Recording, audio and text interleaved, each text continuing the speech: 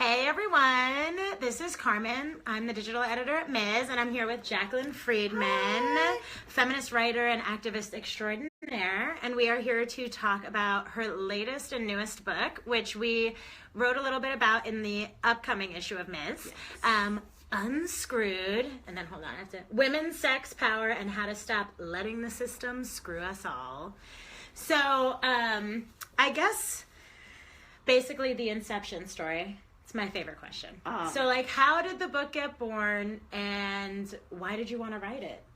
Well, my last book, which is called What You Really, Really Want, is a workbook that kind of takes as its premise, the sexual culture is broken, here's how to figure out how to have your own authentic sex life in it, right? Yeah.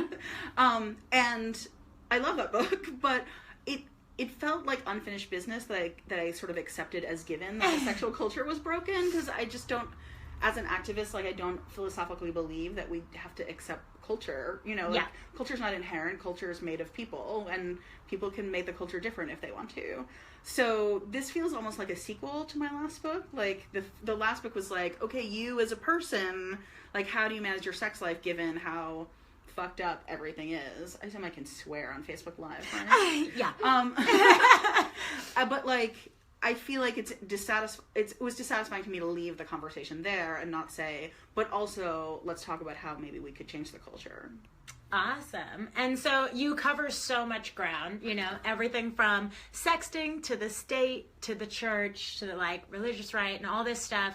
How did you sort of map it out and decide what you were going to put in there? Very carefully.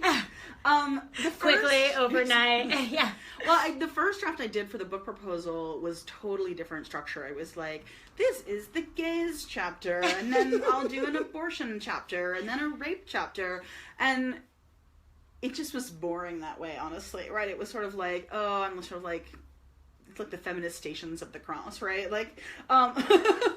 And so I really started to think, well, if I'm trying to talk about change, what if each chapter focuses on an institution or a system that needs to change for us to have real sexual liberation? I don't know that I would say that I know that I covered everything. In fact, one of my nightmares about the book is someone's going to say to me, I can't believe you wrote a whole book of the sexual culture and you didn't talk about this very specific thing. topic. And I'm going to be oh my God, you're right. So that's one of the things that actually kept me up at night about the book, because, it's huge. I mean, the sexual culture is the whole culture, right? Because it reaches everywhere. So what I really just tried to do was, start at some starting points and tease out where that took me. So, obviously queer issues and issues of race and class and sexual assault and abortion are all in there, but they touch on so many different institutions and are touched by, and it felt more natural to think about it that way, but it took a while to figure it out. Yeah, and I mean, I do think, we were talking about this before, that it's super interesting, because when you're reading the book, you definitely start to see how things not only connect, but how big it is. And I mean, obviously that's also because, sexual politics are politics of the body, right? And that's where it all sort of sometimes often is. Yeah. So it's so interesting to think oh my God, I'm reading this book about our broken system of sexual politics, but it's also about the economy, or it's gerrymandering. Yeah, exactly. Yeah. Who teaches the police how to do their job, right? All of these questions are covered, and it all has to do with sex ultimately. Yeah, and so do you feel if we were to finish up the unfinished business of the sexual revolution, that we would maybe get closer to some of these other things, these other goals that we've been chasing? That's an interesting question. If we really had a genuine sexual revolution, would it just be a revolution? Would that be the revolution that we're looking for, that we need? I think it would. Yeah, I think it would. Well, and you talk a lot about, the failure of the sexual revolution, how it failed, women of color, or how it tricked, I love the idea of this faux empowerment era that we're in, where, women are sort of instructed that they should feel like they're sexually liberated, even though obviously they're not. And so what would a real sexual revolution look like? Oh my gosh. I feel like you're the only person I trust to answer that question. A real sexual revolution. I mean, I can only describe what components of it would look like, right? So, I mean, it would have to be an economic revolution for sure, because capitalism and specifically neoliberalism like constrains our sexuality in so many ways, from dictating what kind of like crap porn is available on the internet to you know, like how Facebook decides what content we aren't exposed to, right? Like, so the market forces shape so much of our discourse and our communications with each other. Of course, they shape our sex lives, and so we would have to transform our economy into one that centers people and not profit. I feel like I've become more of a socialist from writing this book. I've never like gotten deep into like economic politics, but I was like, well, obviously you have to talk about capitalism. You're talking about sex, and I was like, yeah, no, this system, like, so it would be an economic revolution. We would have to get to a point where we had a real reflective and representational democracy, right? Because we need to end voter suppression and get to a place where most people participated and felt like they had a stake in the government, and that if they vote, if they show up and make the effort, that it would mean something. Because right now, so much of our sex lives are being constrained also by the stranglehold that the religious right has on our government, both federal, state, local. So it would be that kind of a revolution, but it would also be a revolution that centers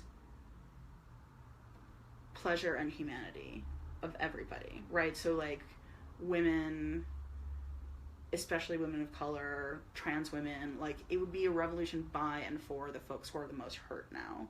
And that's where the first sexual revolution failed, right? It's like it lifted the taboo in some ways of like having sex before marriage, and right, but in fact it didn't change any of the actual power dynamics between oppressed groups, so that, you know, it was still men, a lot of them white men, who were saying, now they were like, oh hey, what are you hung up that you're not going to sleep with me? They sort of use the sexual revolution as a bludgeon to like enforce those same gender dynamics around sex.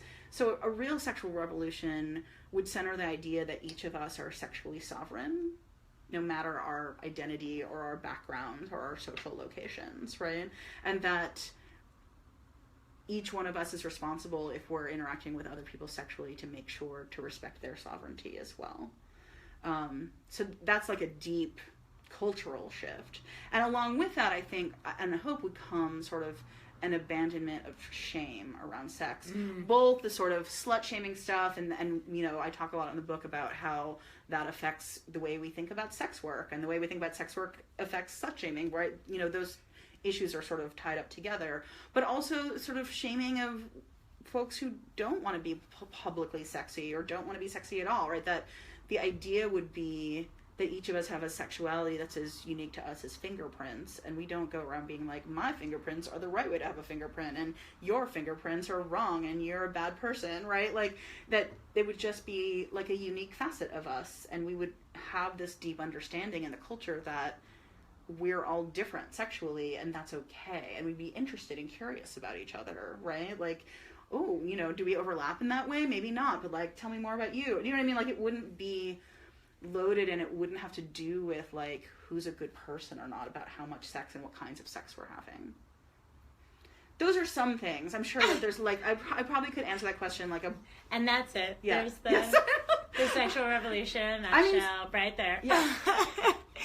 Well, and so I would think, as someone who has been following your work, and, you know, I mean, Yes Means Yes was like my feminist Bible, pun intended. And it definitely has been sort of this evolution from, you know, staking out this personal thing to building this mounting political movement. And I think, you know, that was, for a long time, that was my main focus in my work, was like rape culture, challenging rape culture, and sexual assault prevention, and ending violence. I mean, still very into all of those things. But how do you feel like is there a new sexual revolution mounting? Do you feel confident in the direction that we're heading? Do you feel like like, the last couple years have been sort of a mixed bag since Yes Means Yes came out. It's a super mixed bag. Like, a lot of great stuff has changed. In California and New York have passed Yes Means Yes laws, which is amazing, right? And the idea of affirmative consent has become much more popularly understood. Even the people who don't like it get it, right? Like, they know what it is, and I think that's a big achievement. And you see, you know, like, even before this Harvey Weinstein Me Too moment that continues to evolve, that we're in, you know, you saw Bill Cosby and John Gomeshi and Roger Ailes and, you know, like, the media and the culture at large taking sexual violence a lot more seriously, in ways that wouldn't have been true even, like, several years before Yes Means Yes came out. You know, I think that it really hasn't had those ripple effects, and which I'm proud of and excited about. But at the same time, there's a sexual predator in the White House, right? Yeah. Like, like, let's just say that out loud. I feel like every time this topic comes out, I have to say, like, we heard him confess on tape, right? Like, the tape is not real. That's the. I literally can't even with that. Whatever. So it's a super mixed bag, but I feel like what we're in right now is a time of chaos, right? It's a time of, like, a lot of change and churn. Yeah. And so people keep wanting me to predict the future, like, about, like, is this going to turn into real change or not? And I'm kind of like, it could. I think the possibility is there and the ingredients are there. I think a lot of people, especially women, are feeling really engaged and activated right now. And obviously these ideas are top of mind for a lot of people. I think people are feeling motivated and pissed off and, like, pushed too far. But also, you know, backlash is real. And, you know, I think that it remains to be seen, but all of us could play a role in deciding whether or not we push forward or get pushed back. Yeah. Well, and oh my God, I'm like, what happens when the fired men fight back? Oh, the fired men are going to fight back, and the men who have not yet been fired are going to fight back. I'm already hearing people are terrified from different industries. Like, men are saying, "Well, I'm just not going to mentor women anymore. I'm going to be less likely to hire women." And, like, obviously the right strategy in this moment in time. And to those people, I say, "Fuck you." But, like, look, that's going to happen, and we don't have control over whether those men say and feel those things. Yeah. But we do have our control over whether we hold their feet to the fire. Like, we need to pay super attention to the institutions that create our culture right now, the media and tech and political institutions, and demand transparency and demand that we know what they're doing to make their workplaces places where women thrive in power, right? Like, and we need to demand results and not just sort of, oh, we'll do a training, right?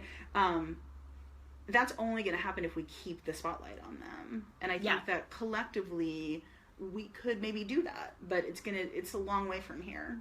Yeah. Because until, I feel like the thing that's troubling me about the coverage right now is it's kind of like a soap opera.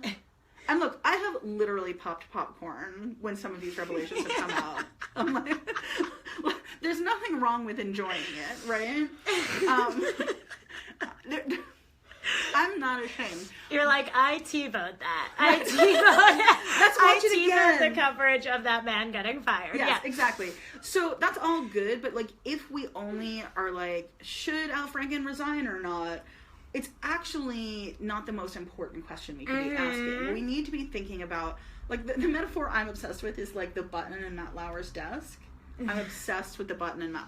So you heard, and just in case people watching haven't heard, like, that there was a button in Matt Lauer's desk that allowed him to remotely lock the door, and he actually used it to sexually assault at least one woman, according to reports. Now, people are saying, and I have not seen, like, that, like, everyone has the button citation on this, that all the VIPs got the button in case there was, like, a mad gunman in the building or something, which only the VIPs evidently get to be protected from the gunman. I don't know, but even that, I feel like, is an idea, if that's true, if he didn't have, like, a work order and have that button installed, which is the other alternative, right? Which, like, a lot of people would have to sign off on. But even if it really was just like, oh, the VIPs get a button, that's, like, the kind of decision that gets made in a boardroom full of men, right? That's a decision that gets made in a room full of people who have never felt like prey in their own workplace, right? And so we need to not just be like, yay, Matt Lauer got fired, I never liked him anyway, right? Look, did you see that interview with Anne Hathaway, right? And which, I'm not saying that's a bad conversation, but it shouldn't be the only conversation. We need to go farther and say, what are the systems and institutions that allowed Matt Lauer to think, not only was this an okay thing to do, but he basically got rewarded for it. Yeah. Well, and I think, there's the epilogue, right, of your book is all about sort of how to get involved and how to sort of take all of and there's so much information in this book, Unscrewed, by Jaclyn Friedman. There's like so much information and knowledge in there that makes you angry and makes you want to fight back. And there's also so much going on right now, right? Like you said, it's like a time of chaos. So what would you say are some of the maybe achievable and like actionable steps that folks can be taking every day to like challenge these kinds of, and like even beyond like the Me Too stuff? Like what can we do to make sure that all of these messages that we're being fed, we're not being fed anymore? And what do we do to sort of like take all of that programming out and replace it with something better? And well, I want every man who gets fired to be replaced by a woman. I feel like that's like a no fucking brainer, right? Like every man who's fired for sexual harassment or sexual abuse in the workplace needs to be replaced by a really awesome woman. Like, and there's so many of them. There's so many of them.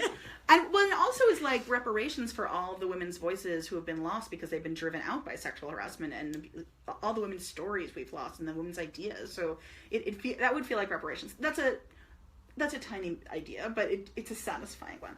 On a more realistic level, the number one thing I want to say to people is like, just pick something, right? And if things feel overwhelming, my best advice is like, make it smaller until it doesn't. So if you're really worked up about sex education, like it's pretty hard to think right now about how we would change the way sex ed is taught in America on a federal level, like given the current politics on the ground.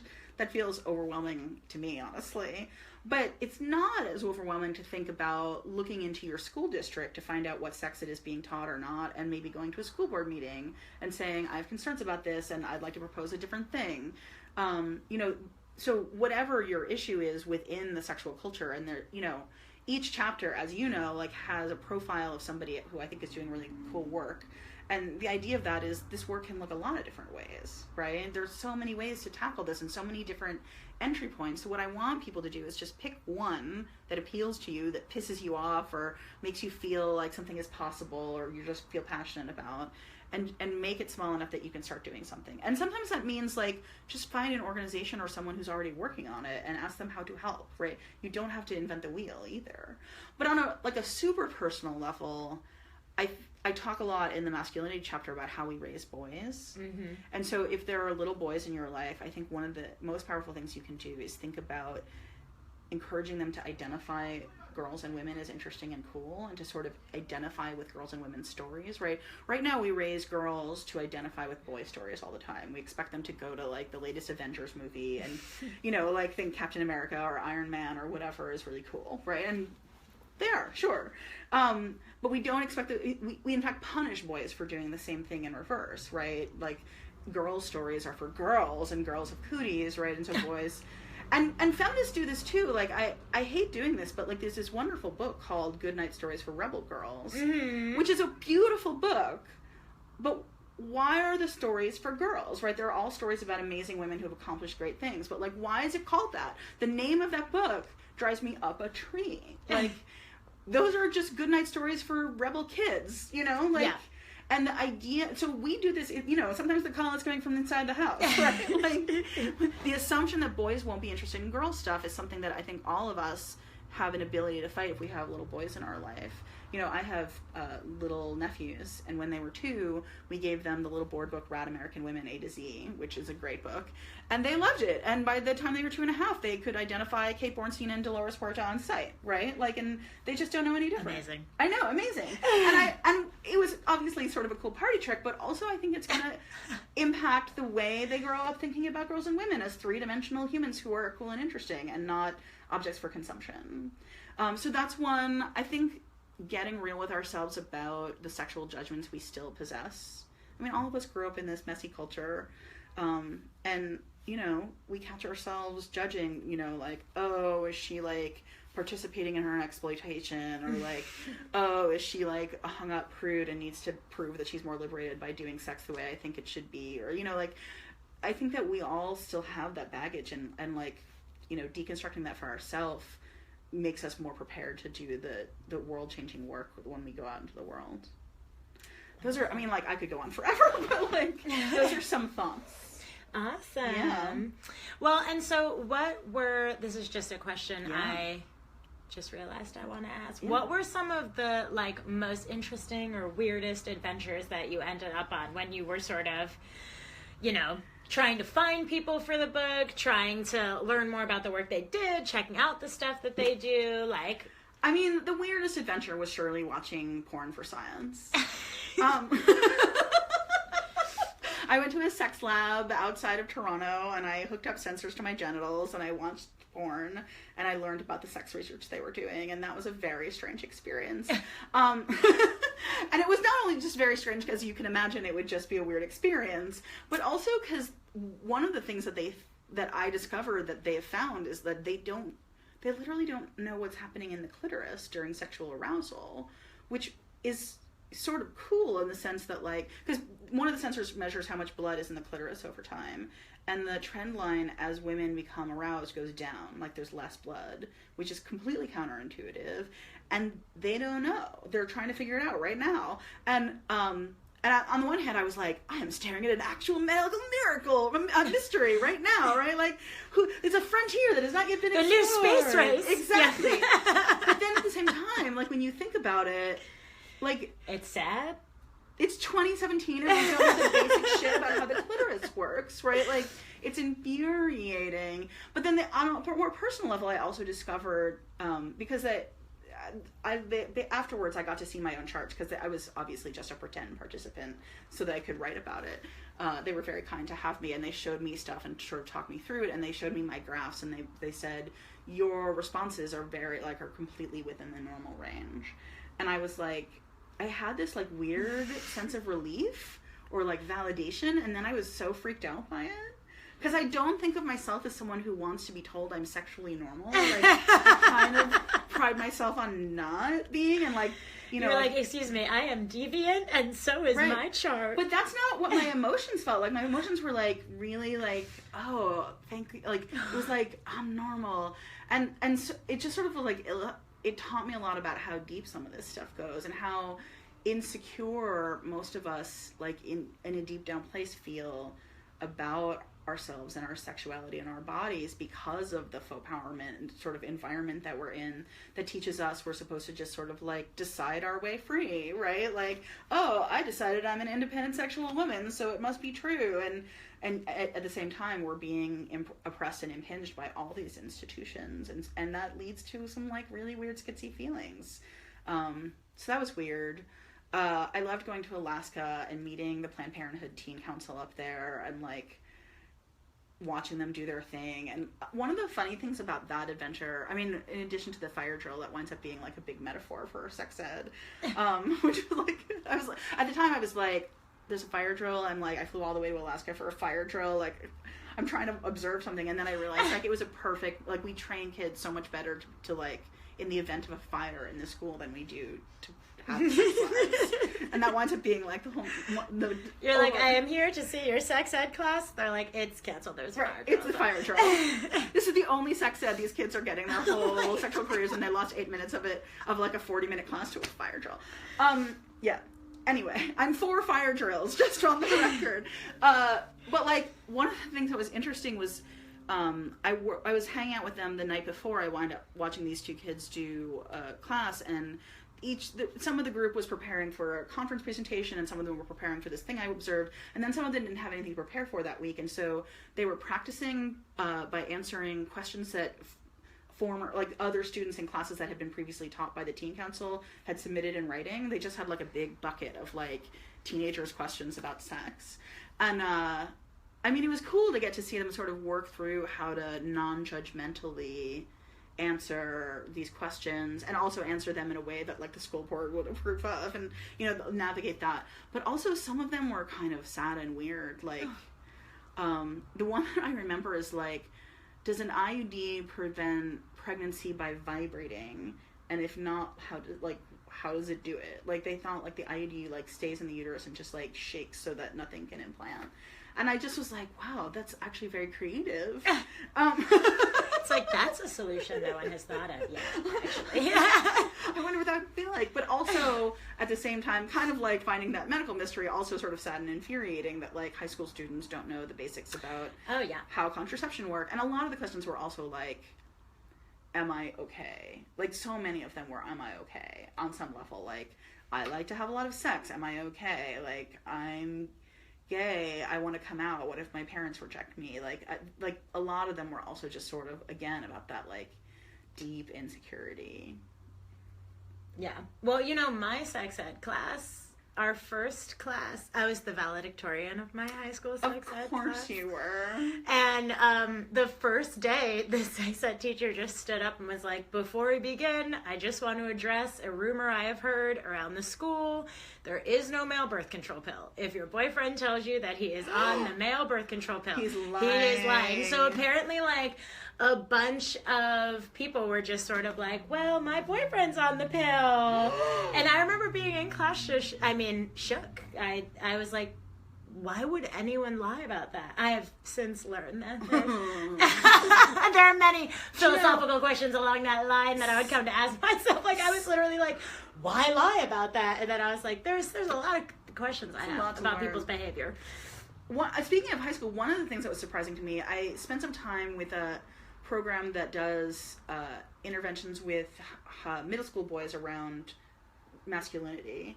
But I couldn't observe the middle school program because it was literally like boys only, and I'm like a grown woman, and it would be pretty disruptive to no the girls allowed. To the 7th grade boys in terms of like their own emotional journeys. To be like, no, just ignore the woman in the corner over there making notes, videotaping you so that she can access the transcript. But they let me observe this high school program that they do. The organization called Maine Boys to Men. That's a mixed gender program.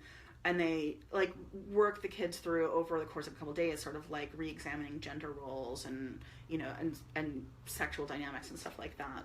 And they did this exercise where they would read out like little snippets of a scenario, and they would pause along the way, and each time they would be like, like this side of the room is like, I'm describing a very healthy relationship, and this side of the room is like red alert. Like, locate your body on where you think we are in the dynamic. And the story that was really surprising to me was about like a boy who asked out a girl to the prom with this big public promposal. So they talk about like the pressure of the public promposal, and like she says yes because she feels like she doesn't want to embarrass him, but then like etc.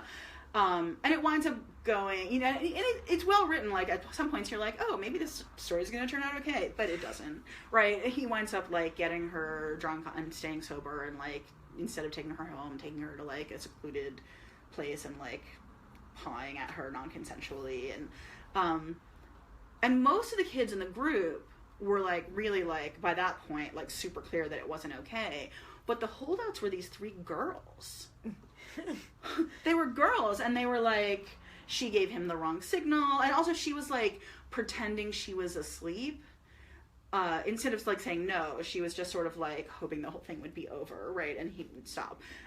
She's not saying no, he doesn't know, she doesn't want, like they were like defending him, and they were like dug in, and like the boys, every boy in that room was like, no doesn't mean yes. One of the high school boys said that. I was like, can I use that? That's a great construction.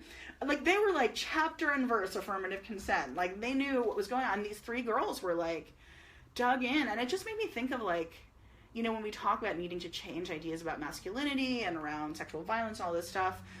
Like, look, you need to do a lot of work, gentlemen.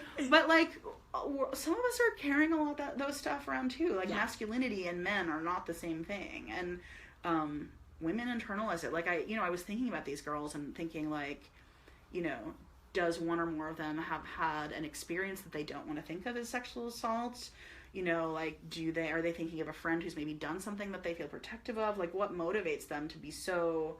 They weren't like, oh, well, I get... They were, like, very passionately. They couldn't be moved. The facilitators had to be like, okay, we're going to move on, just for the record. This is very clearly sexual assault. You know, it's in all of us. Yeah. That's like that's a sad and scary note that we have to close on. Sorry. I'm like, I didn't know we were wrapping up. I'd have gone somewhere happier. No, that's okay. Because, I mean, yeah. These are serious things in serious times. Yes. That's why everyone should seriously go out and buy Unscrewed. It's out now. And if you grab the next issue of Ms., so normally I would be also waving that around.